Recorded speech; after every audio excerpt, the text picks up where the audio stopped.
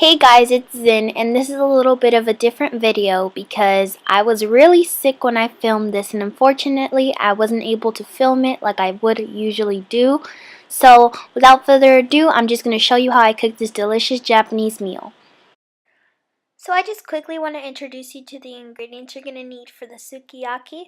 First, you're going to need 2/3 of a cup of sake, 2/3 of a cup of soy sauce, 1/3 of a cup of dashi, 1 tablespoon of sugar, 1 1/2 a pound of rib eye or Kobe beef, 4 ounces of tofu, gnocchi mushrooms and any mushrooms you have of your preference, scallions, bok choy, napa cabbage, shirataki or udon noodles, whichever one you're able to get, and then naganeji onion and some ginger. To get ready, I poured a little bit of oil into my cast iron pot used for traditional sukiyaki. Then I proceeded to grab my chopsticks so I could use them as my utensils to cook. And then I proceeded to grab the rib eye. So usually they use Kobe beef for the sukiyaki, but Kobe beef isn't so common and sometimes it may be very expensive. But I went to the Asian market, my local Asian market, and I was able to get some ribeye, and they thinly sliced it. So if you go into a grocery store and you ask for beef, make sure it's thinly sliced because it's easier to cook and it just makes the meat so much more tender and good. And then you just want to grab piece by piece and put it in, and then you're just going to cook it for a little bit.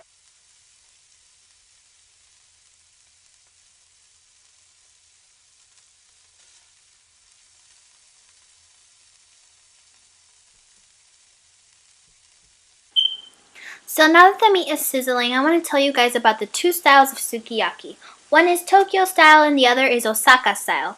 But I want to tell you exactly what the sukiyaki bowl is. And a sukiyaki bowl is basically shaved beef in a cast iron pot, traditionally known as a hot pot. You can use a cast iron skillet as well, but it might be hard to find sometimes. Yaki as a word in sukiyaki means saute or grill, and that is essentially what you're doing to the beef. And different places in Japan prepare the sukiyaki different ways. In Eastern Japan, they use a pre-made sauce called warishita sauce made of sugar, soy sauce, and mirin. And that's basically what I made by putting sugar and soy sauce and mirin. And then in Western Japan, those ingredients are placed directly on the meat, and it's not like a pre-made mixture. So basically what I did right here was pour the sugar and soy sauce, and then instead of using mirin, which they traditionally use for that mixture, is I used sake.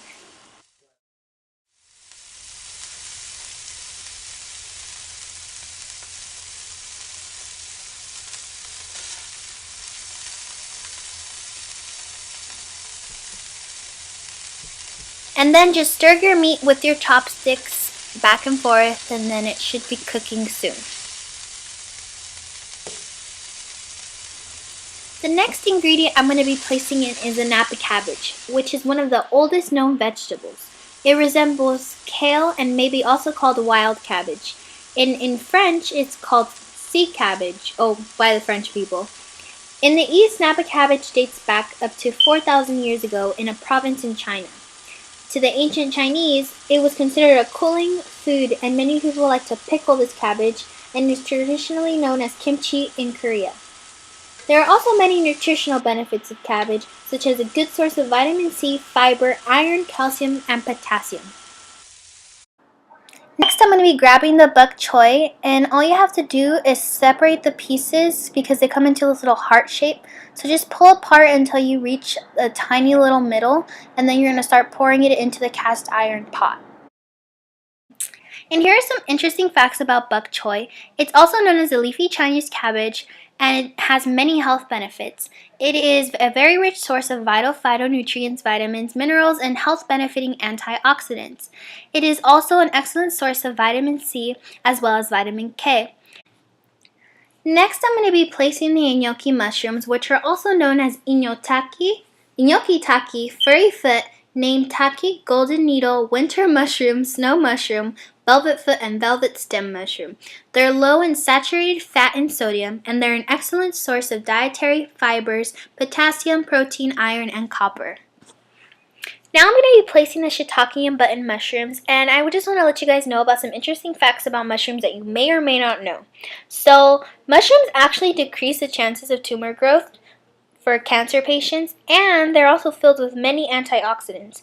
Shiitake mushrooms in particular, which is a darker, more like rugged mushroom that's placed like towards the left side, is that it's native to East Asia, and it's been medicinally used by the Chinese for more than 6,000 years. And it also happens to protect from cardiovascular diseases, as well as being an amazing source of iron. Next, I'm going to be placing the tofu, which is basically soybean curd, into the cast iron pot. But first, I'm going to cut it into little cube-shaped pieces. So now that I've placed most of the vegetables in, the water pretty much evaporates. So you're going to want to add another about 2 cups of hot water into your cast iron pot. Next, I'm going to be placing the konnyaku, which is shiitake noodle, into the cast iron pot. And konnyaku is a long, thin noodle, which is 97% water and 3% fiber, and it also happens to be a 0-calorie food. It is actually called shiitake, and many people know it as shiitake. And there are actually many theories as to how it got introduced to Japan. Some people believe it was introduced by China in the medicinal form, and then it slowly but surely made its way to a cooking ingredient in many Japanese kitchens for over 1,500 years. So originally it was eaten as a therapeutic food by Buddhist monks who were commonly known as doctors. And then konnyaku is presently known for the prevention of adult diseases such as heart diseases, diabetes, cancer, even constipation, and many more. And actually, shiitake happens to mean white waterfall. And they also translate the konnyaku shiitake noodle to broom for the stomach because it happens to cleanse your stomach. That powdery substance that I just put into the pot actually is the dashi, and I just put about a dash of dashi, and then I placed some ginger in there, and I'll give you some interesting facts about ginger, and then I just put in some scallions for some flavoring. Now to some ginger history. The name ginger happens to come from the Middle English spelling of gingiver, but this spice originated in China and goes as far back as 3,000 years. Other than being an essential element in a traditional Japanese meal, it is also a wonderful source of vitamin C and a common natural remedy. And I think that specifically ginger actually helped me a lot in my recovery from being sick from the flu. So I just boiled some water and then put some ginger in it and a little bit of honey, and it really helped me getting over my sickness. So definitely a natural remedy I would recommend to everyone. Now that you've had a taste of some ginger history, let's head back to the real cooking. And then to wrap up the meal, the last ingredient I put in was the naganeji onions, which are long onions that are mostly white and thicker than green onions and thinner than leeks. I'm just going to give the broth a little taste test to see how it tastes. That is so good. I can definitely taste the flavoring from all the ingredients. I'm so excited to have my guests try it, and I'm so excited if you guys decide to make it. Now that the soup is done, I just want to present you to my brother, which happens to be my special guest to taste my Japanese cuisine. Hello, name's Orlando. I am Senia's brother, brother. Orlando. See, it's supposed to be those funny takes that we can have bloopers at the end. I'm not allowed to.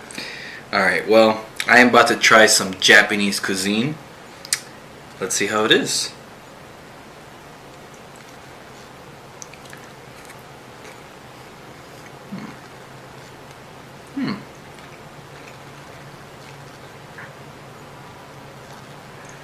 You have to try everything, don't just try the meat.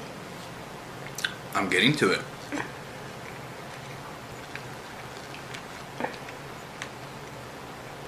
Wow.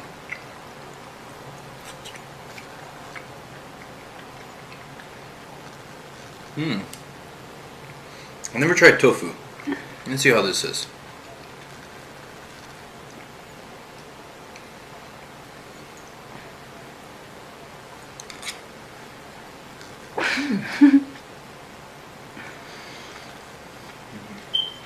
Interesting texture. What is this? Gnocchi mushrooms. Mushroom. I guess it does have similarities.